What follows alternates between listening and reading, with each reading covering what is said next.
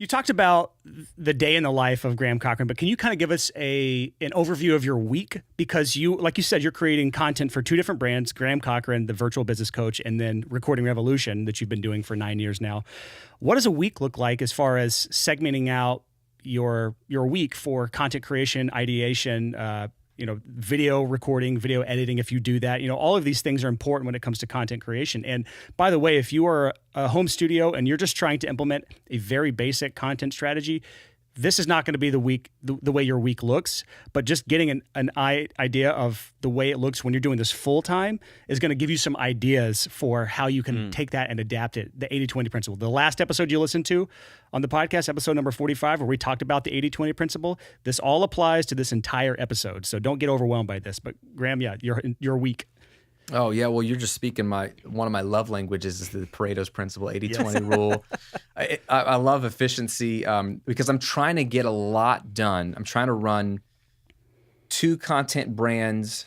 I'm trying to be a musician because I create new music every year. Up until recently, I was the worship leader at our church on a volunteer basis. I do interviews like this. I have calls. I have clients that I'm coaching one-on-one.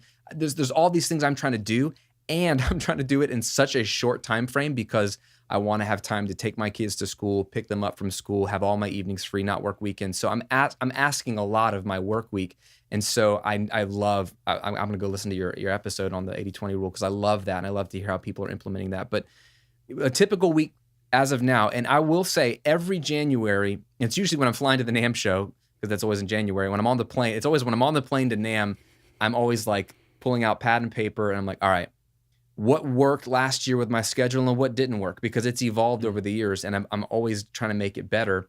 Sometimes I err too much on the side of efficiency, like a robot, and then when real life bumps up against it, I go, okay, let's be a little more realistic, and okay, what's a compromise? But it's usually in January that I assess my schedule. In the last 2 years, this has been about my schedule, so I'm finding a rhythm that's working well, especially in light of running 2 brands. That was a long preface. Answer to your question is Mondays.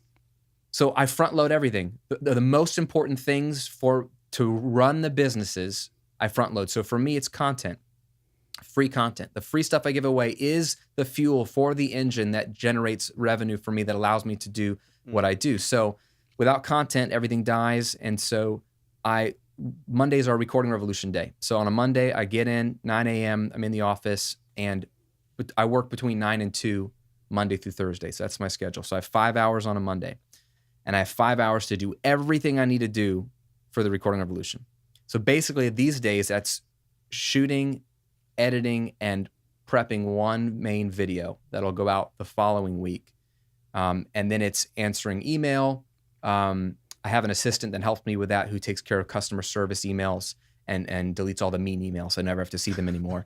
And then that does a lot for your mental health, I'm sure. It does. I was a stress case for a couple of years. Like, this is not good for me. I need to stop seeing these mean emails. So he does that, and then also and then he highlights all the nice emails, the thank you emails. So I get to see all those and respond to all those people, and then answer questions that only I can answer.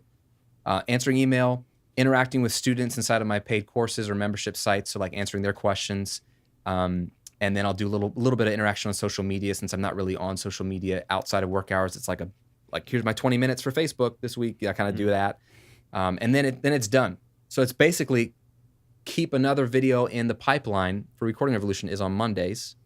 Then a mirror image of that on Tuesdays now with the new brand, to do a similar thing for the Graham Cochrane brand. So I like batching it because they're 2 totally different things. I'm thinking about totally different stuff for business coaching and that type of content than I am music. So it allows me to keep my music brain on one day and then shut it off and not jump to another mental space.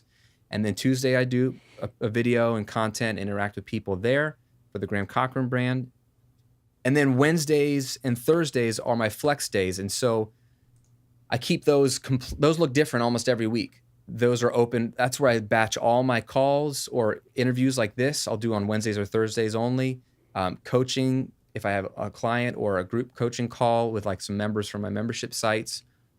It's when I'm creating new products, if I'm creating courses.